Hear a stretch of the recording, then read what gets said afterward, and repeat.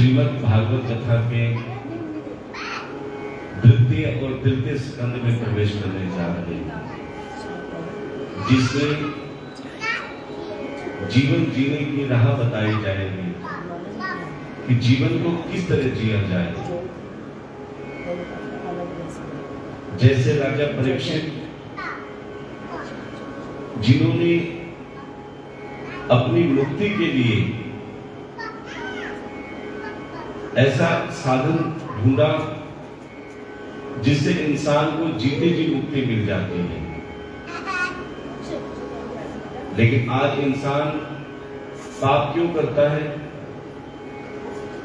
बेईमानी क्यों करता है? क्योंकि उसे पता है कि मरने के बाद कौन देखता है कि पापों का भुगतान कैसे होगा। किसको क्या पता कि उसका फल कैसे मिलेगा। और सच बताएं, मरने के बाद मुक्ति मिल जाएगी जरूरी नहीं।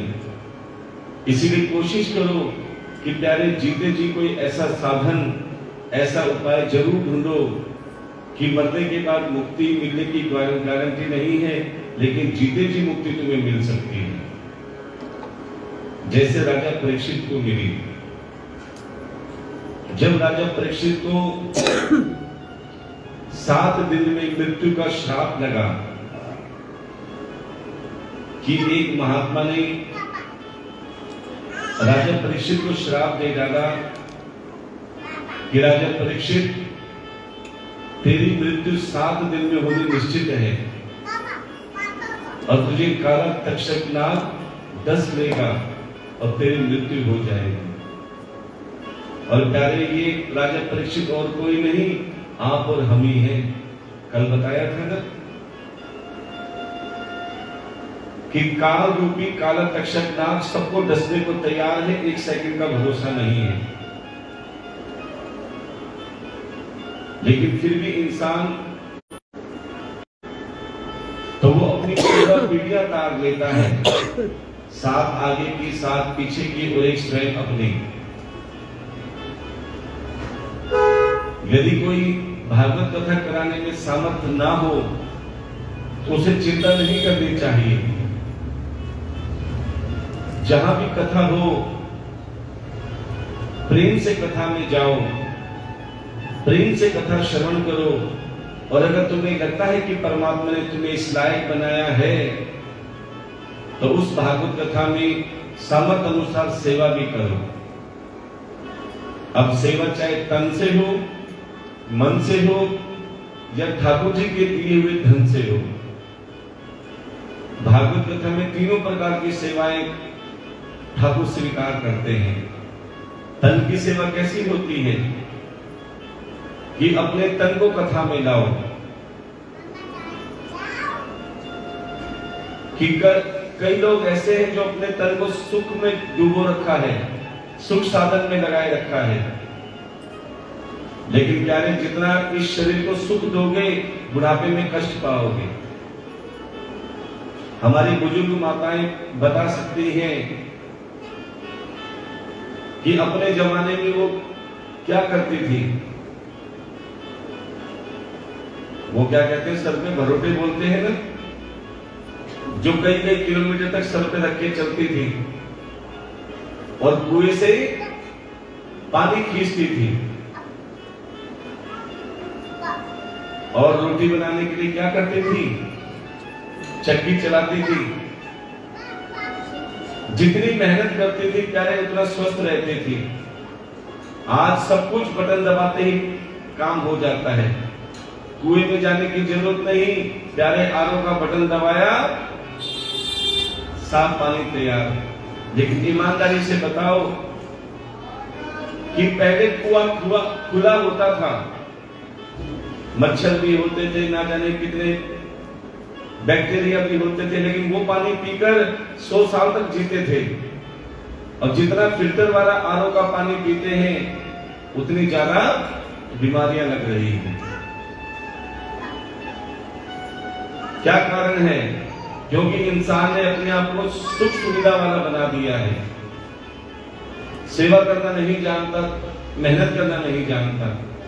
इसीलिए कभी भी कथा में आओ, मंदिर में जाओ, प्यारे अपने तन से सेवा किया करो। और प्यारे अगर सेवा देखनी हो तो एक बार गुरुद्वारे में जाकर देख लेना। हम हर बार उदाहरण देते हैं गुरुद्वारे का, क्योंकि हम देखते हैं, आप खुल जाते हैं। अपने मन की सफाई होती है जितना तुम तन से सेवा करते हो। इसीलिए प्यारे जितनी हो सके जहां भी जाओ, मंदिर में, कथा में, सत्संग में, तन से सेवा जरूर किया करो। और ये सेवा कैसी होती है? जितनी छोटी सेवा होगी उसका उतना फल ज्यादा मिलता है। कथा में आओ, अगर आपको चप्पलें उल्टी मिले तो उसको सीधी कर दो और व्यवस्था से लगा दो। कहीं तुम्हें गिलास दिखे झूठा, उसको ड्रम में डाल दो। या जैसा भी तुम्हें दिखे, यही काम मंदिर में भी किया करो। सबसे बड़ी पूजा क्या है? साफ सफाई की। भगवान कहां आते हैं? जहां स्वच्छता होती है, जहां सफाई होती है। अब मंदिर में लोग पूजा पाठ तो बहुत करते हैं, क्योंकि हमारा भी मंदिर है, हम देखते हैं क्या करती है कुछ माताएं बहनें। गुड़ लेंगी, चने लेंगी और मूर्ति पे चिपका देंगी। उनको तो लगता है ठाकुर जी खा रहे हैं, लेकिन क्या उसके बाद उनके मुंह में मकोड़े चलते हैं, चींटियां चलती हैं। ऐसे शिवलिंग पे प्यारे कोई मिठाई डाल जाता है, कोई कुछ कर जाता है, कीड़े मकोड़े आते हैं। और प्यारे जब पंडित जी उसमें पानी डाल के धोते हैं तो सारे कीड़े मकोड़े पानी में बह जाते हैं, कुछ मर जाते हैं। तो क्या पूजा कम करिए और पाप की भागी ज्यादा बने। इसलिए कोशिश किया करो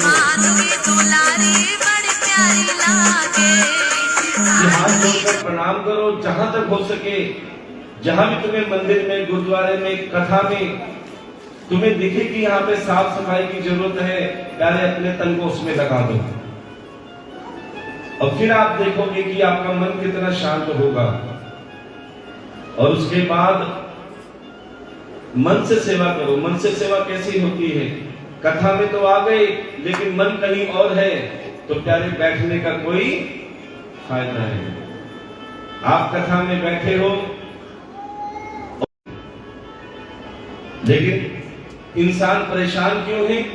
क्योंकि वो संसार से प्रेम करता है, संसार को अपना बनाता है। लेकिन दुख कब होता है? जिससे तुम प्रेम करते हो संसार से, वो तुम्हें धोखा देता है, छोड़ के चला जाता है। फिर आप रोते हो, पछताते हो, फिर सदगुरु की शरण में आते हो। सदगुरु तुम्हें सत्संग के द्वारा, कीर्तन के द्वारा समझाते हैं क्या कर वे प्रभु से प्यार, फिर पछताएगा, झूठा है संसार, धोखा खाएगा। कर वे प्रभु से प्यार, फिर पछताएगा, झूठा है संसार, धोखा खाएगा। कर वे प्रभु से प्यार, फिर पछताएगा, झूठा है संसार, धोखा खाएगा। और क्या है? ये माया कैसी है? ये संसार कैसा है? जो इसके पीछे जाता है ना, कहीं का नहीं रहता।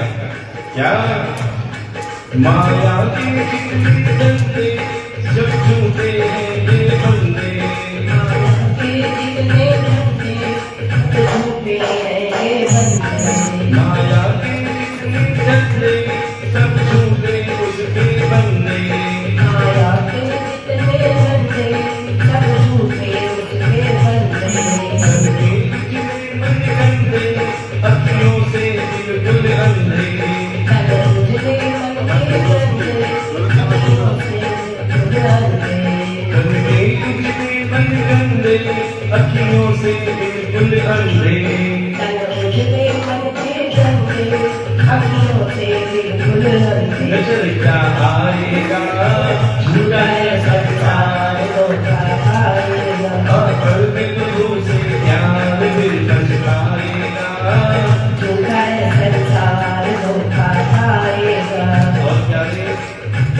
संसार की रिश्तेदारी कैसी है, चाहे बेटे हो, बहू हो, पति हो, भाई हो, ये क्या है? ये सब स्वार्थ की रिश्तेदारी है।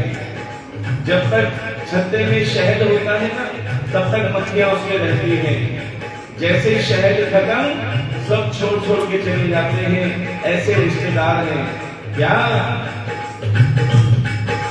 माता पिता सुख नारी, सब मतलब रिश्तेदारी। वो गोरख संतो